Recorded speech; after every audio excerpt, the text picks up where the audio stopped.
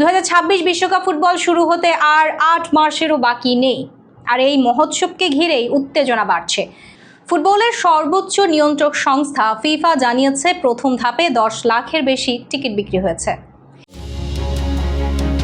2026 বিশ্বকাপ ফুটবল নিয়ে শুরু হয়ে গেছে বিশ্বজুড়ে উন্মাদনা। ফিফার তথ্য অনুযায়ী প্রথম ধাপেই বিক্রি হয়েছে 10 লাখেরও বেশি টিকিট। আগামী বিশ্বকাপ অনুষ্ঠিত হবে যুক্তরাষ্ট্র, কানাডা ও মেক্সিকো, এই 3 দেশে। টুর্নামেন্ট শুরুর বাকি এখনো 1 বছরেরও বেশি সময়, তবু টিকিট বিক্রির এই হার ফিফার রেকর্ড ছাড়িয়েছে।